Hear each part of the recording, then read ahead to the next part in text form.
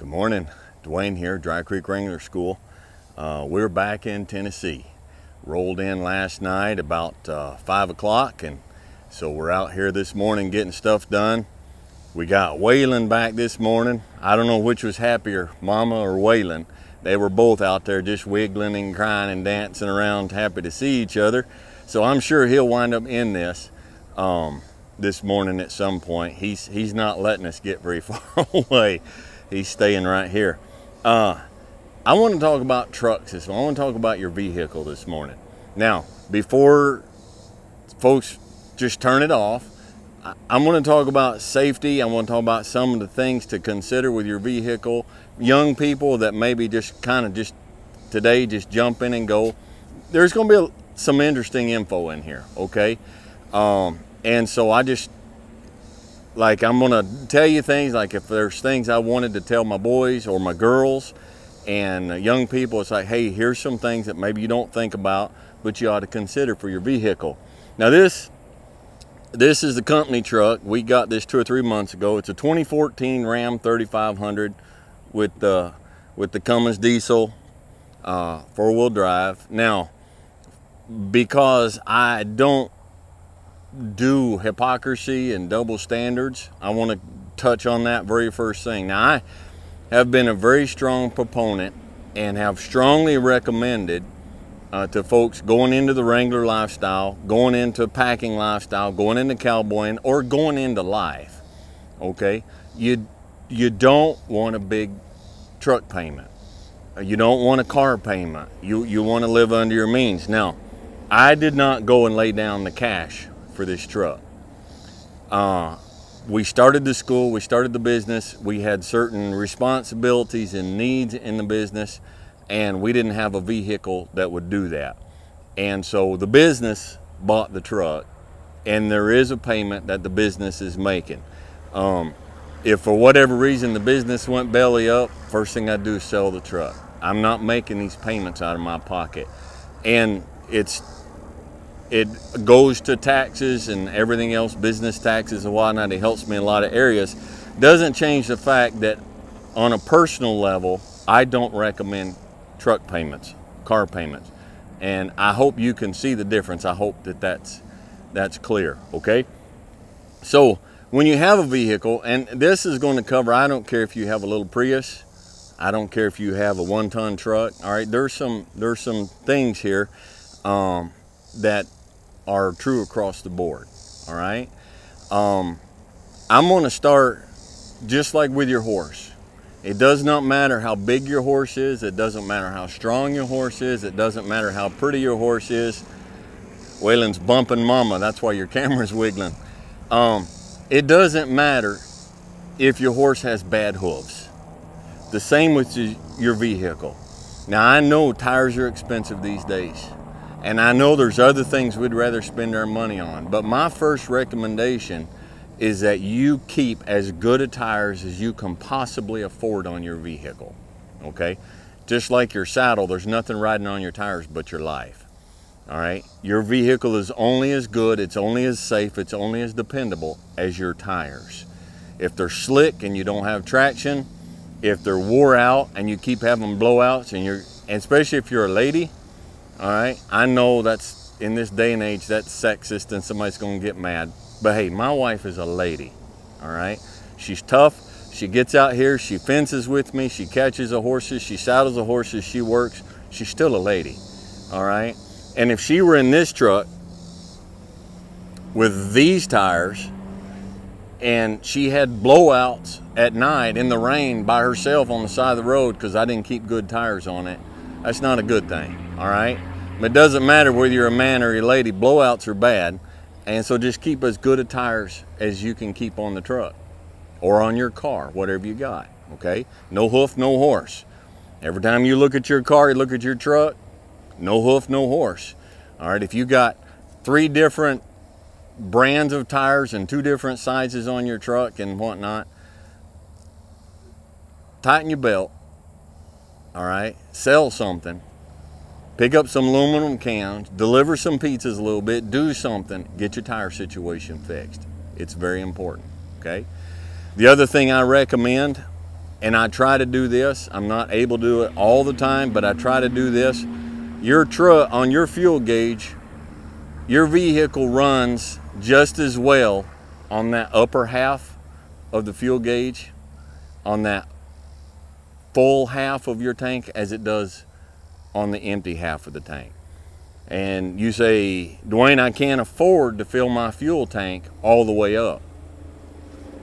If you can get it filled up one time, and let's say your fuel tank is 20 gallons, just for the sake of easy math. I need easy math, all right? And all you can afford with your current job is 10 gallons at a time. If you can squeeze and pinch and make a little bit of extra effort and get your fuel tank filled, then every time you burn down to just above that half a tank, fill it back up. It's still the $10 or the 10 gallons. Well, 10 gallons, you're gonna be $50 in some places, okay? But it's still the 10 gallons. But always keep that lower half, keep that reserve. You never know when somebody's gonna call in the middle of the night and say, hey, I need help. Hey, can you be here? Hey, so-and-so's been hurt, they're in the hospital. You jump in your vehicle, it's 2 o'clock in the morning, and you've got 1/8 a tank of fuel in there. I've been in places before where there's been a big storm come through, the power was all down, which means all the computers were down, which means nobody took credit cards, which means the pumps weren't working, and it couldn't get fuel. So don't let your fuel tank get down below half if you can help it, especially with the diesel. Especially with the diesel, you don't want that moisture and stuff in the bottom of your tank to get sucked up and run through your injectors, okay? So that's just a couple of safety things there, just a couple common sense things, just help you be a little bit more prepared, a little bit more logical. Always make sure you have the right tire tool and jack to change the tire, and you know how to do it. Tools are worthless if you don't know how to use the tools. If you don't know how to change the tire on your vehicle, that's not an indictment against you, all right? I've talked about before, ignorance versus stupidity. Ignorance is fixable. Find somebody that you know that knows how to do it and say, hey, will you come teach me and show me how to do this? Figure it out, all right? On a bright, sunshiny day in your driveway, with somebody there helping you, that's when you learn to change a tire. Not when you're stuck on the side of the road at about daybreak, at about nightfall with rush hour traffic in the rain, and all of a sudden you have a flat tire. There's no one to call, you don't have cell service, and you're like, you know, I should have learned how to change a tire. Make sure you have a spare. Make sure you know where the tire tool is. Make sure you know where the jack is, all right? If you have a pickup truck, a newer model pickup truck, the spare tire, if the spare tire is up under the bed, make sure you've got some of them, especially some of the General Motors used to be, there's a special tool that goes on the end of your jack that has to go in there to get in there to crank and drop that tire down. If you can't get that spare tire down, what's the point? All right? Make sure you've got everything you need. Go out and check, okay? All right. That's just the basics of the outside. This truck, when I bought this truck, I wanted a Ford. I never had a Ram before, been a Ford man for years, couldn't afford the Ford. This one came across, it was above my budget, but it was doable, and it had this bed on it, which was the final selling point because, you know, I'm hauling hay and hauling trailers full of horses and everything, so it's gooseneck, so, you know, it fit the bill. But I'll say this too, young folks, if you're just starting out, if you're training horses, if you're a young person and you just started training horses, basically what you need is a saddle, and you can fit the saddle in the back of a Volkswagen, all right? Get the, what's the word I want? The ambiance isn't the right word, but the look you want when you can afford it, all right? So don't go out and buy a big jacked up 4-wheel drive you don't need a chip tuner and open exhaust and 36-inch tires. You don't need to look cowboy, all right? You just need to be able to cowboy. And then when your business grows to the point that you logistically need a vehicle that can handle what you're doing, then hopefully by then your business is successful enough you can afford it. Whether it means afford it to go in and get payments in your truck's name, your business's name, or whatever, but hopefully you grow into it, okay? All right, so now we're gonna look at the inside of the truck, and there's some things I wanna recommend on the inside of your vehicle, safety's sake, and so we'll do that. All right, I believe that there are three types of people in this world, okay? There's sheep, and there's wolves, and there's sheepdogs, all right? I raised my boys to be sheepdogs. There's sheeple in this world that are just helpless, and they're happy being helpless, and it's all they ever want to be is helpless. Now, there's some folks who know they're helpless, and they don't particularly want to be helpless, but they've never been able to get out of that. And then there's people who just go around taking advantage of everybody. They're wolves. They're out to shear the sheep, okay? But there's folks out there who have the inclination and the ability to look after their fellow man. And you can't do that unless you're prepared to do so. And my truck is not just set up to get me home. All right, now in the wintertime, I keep a bag in here. I keep a truck bag in here. It's not a bug out bag. I'm not a proponent of the idea of a bug out bag. Bug out bag has the thought inside, it's me. All right, everything just went bad. Everything shut down, the crashing, and so I'm gonna grab my bag and I'm gonna disappear. Y'all take care of yourself, good luck. I don't hold that, all right? That's not in here, I can't do that. I have a get home bag that I keep in my truck. Maybe one day we'll go through what's in my get home bag.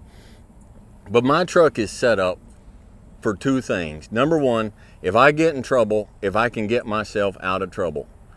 And by trouble, I mean stuck, I mean dead battery, whatever, okay? I'm set up for that.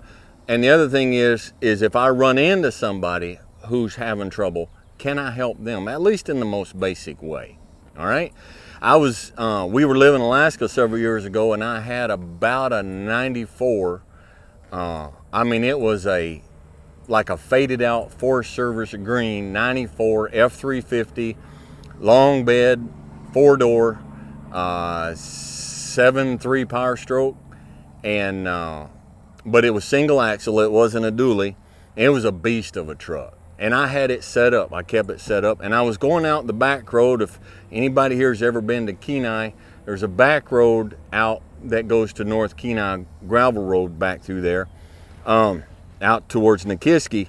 And I was on that road, and I came across this little, I think it was like a little Ford Explorer.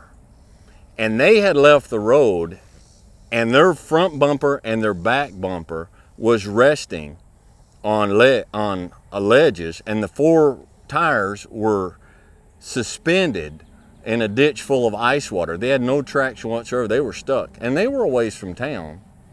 And so I pulled up, and I pulled out my tow straps, and I had good tires, like we just talked about, and I kept a tow strap, and I pulled out my tow strap, and of course that little Ford Explorer, I just yanked it right up out of there. All right, loaded my stuff up, we all waved, and went on about my business. Probably a month later, I was in town, and I went in the bank. And the teller at the bank, when Deanna and I were dating years before, she was dating, and so we knew each other back then when we were all still single. And so I went up to her to cash a check or whatever I was doing, and all of a sudden she looked up and she said, "Hey, were you out North Road about a month ago, and did you pull somebody out of the ditch?" I said, "A little red Ford Explorer?" And she said, "Yeah." I said, "Yeah, that was me." She said, "They come in and told what kind of ditch you're in, and then they said this cowboy dude in this big old green truck just pulled up and yanked us out." And she said, "I said to myself, that has to be Dwayne or one of his boys, because it just fits a description." You have a reputation, and you can get the reputation of being one of those guys that, listen, in this day and age, I still pull over. "Hey, are you all right?" Now, what I get most of the time is, "Yeah, I'm just looking for cell reception. I'm good." Well, I go on. But if I see somebody, especially out, not in town so much, you'll get run over. But if I see somebody else sitting on the side of the road, I'll roll the window down, slow down, say, are you all right? Thumbs up, yes, good. Oh, no, I'm good. I still stop for people, okay? And I'm set up to do that. Now, how am I set up to do that? Well, in this particular truck, right there, Mama, if you can see it, there's a little door in the floor, and I keep two tow straps in there, one with loops on the end and one with hooks. So if I come up with somebody and they've got the tow hooks on the front, I can do the easy hooks. If they don't, if I need to, I've got the loops, but I can pull people out. Or if I get stuck, somebody pulls up in the truck and they don't have that, they can pull me out. On this side, because I drive a truck, I keep ratchet straps. Now, what is the point of having a truck to haul stuff if you don't have a way to strap down the stuff that you haul? So I've got like 5 ratchet straps in there. I use them all the time, okay? And then under here, I got good heavy jumper cables, all right? Don't get the cheap Walmart jumper cables, okay? If you get jumper cables, get good heavy ones and get them with the long leads, all right? I mean, you can buy them cheap ones with like 9-foot leads, but you get what you pay for.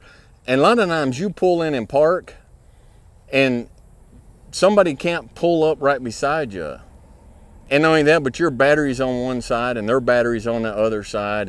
And so get long leads. Now, fortunately with the diesel, I've got a battery on each side. All right. So that works pretty good. So I keep jumper cables. I keep tow straps. I got a slicker in here in case I get caught in the rain. I keep a 4-stacks in here. Now this is not for bad guys. All right. When you're in, never bring an axe to a gunfight. Okay. So when you're off out of town and the roads are slick and you go off in a ditch, if you have an axe, a lot of times you can just go up and chop you some limbs and stuff off, chop them and put them under your back tires and create a deal and get yourself out, okay? Not to mention building a fire, and it has all kinds of uses. This is a Granfers Brook. This is what I carry when I'm in the woods, camping or whatever I'm doing. And when I'm not, I keep it in here. An axe, keep it sharp. This one's really sharp. An axe is a extremely underutilized tool these days, a small handy one. And yes, I keep a truck gun. I carry a truck gun when I'm on the road, but I don't keep it in the truck when I'm not driving, when I'm not on the road, because I don't want it to rust sitting out here and get forgotten. I don't want it to rust. I just have my Winchester 1886 45-70. It's my saddle gun, my truck gun, my house in the corner gun. And I can do some serious business with that rifle.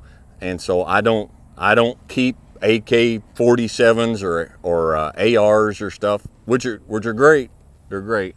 But I don't. And then so I keep the belt. So I've always got ammo in here. Do I think I'm going to need it? I don't think so. Is it possible? It's possible. And would I rather have it and not need it than need it and not have it? Yeah, absolutely. Ain't no point in getting crazy about it. But that's your decision to make on whether you do or do not want to go that route and how far along that road you want to go. Again, it's just being ready and being prepared, being wise, and being legal, but I'll leave that up to you. Okay? All right, we'll move up to the front. All right, cab of the truck. Couple things I always keep in my truck. I always keep again, we're on the practical side. I always keep a tire gauge. If you've got a big truck, you want a bigger tire gauge. Now, if you have a small car, then you need to have a smaller one, and you can get little bitty cheap ones and they'll work, they'll do the job, but you need to keep a tire gauge in the truck.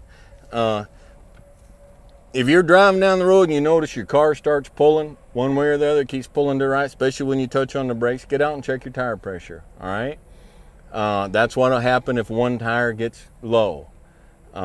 And so it's really good to be able to just get out and check. And if you get out and check, you can pull in the station, put 4 quarters in one of them air machines, pull it back up. No hoof, no horse. All right. In the console, I keep, oh well. So I keep my Glock in here with a spare mag, a flashlight, a Leatherman tool. All right. Keep a flashlight. Whether you keep a Glock or not, whether you keep a pistol, always keep a flashlight. All right. In fact, if you can, have a couple of flashlights. Have one in your console, one in your glove box. We had a saying, we learned a saying from Alaska State Troopers when I was in Alaska in law enforcement: 2 is 1 and 1 is none. If you have 2 flashlights, you probably only have 1 flashlight, because 1 is going to fail. And if you have 1 flashlight, you probably don't have a flashlight, because 1 is going to fail. All right. And you'll find out over time that the flashlight can be one of your most life-saving, most important tools. Now this flashlight, this is a Surefire. It's the P3X Fury, and it is super bright, and it's very durable. I've had this since my law enforcement days in the bush of Alaska. The downside to it, as I touched on in another video, is it takes those C123 batteries, and they're real expensive and they don't last a long time. But it is a super bright light. Get you a headlamp. Use a headlamp if you want. Headlamp's great if you're crawling underneath your truck to check on something, whatever. Your hands are free. But keep a flashlight. So just some basics that that everybody ought to know. And there may be just a point or two in there that'll help you say, hey, I hadn't really thought about that. And it might just keep you out of trouble. We live in a transportation age today. All right. As Americans, we drive everywhere. Stop and do the math one day and figure out how much of your time you spend in your vehicle a week. And then ask yourself, are you as prepared in your vehicle in conjunction with the amount of time that you spend and the distance that you travel in your vehicle? Are you as prepared in your vehicle for trouble as you are at home or at work? Okay? All right. So anyhow, just a little thing this morning. I just kind of wanted to help.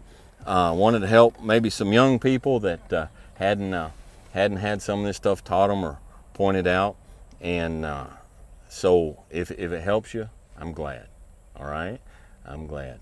So, this is like anything else. Be logical. Be reasonable. Be safe. And then have fun. All right. We'll catch you guys next time.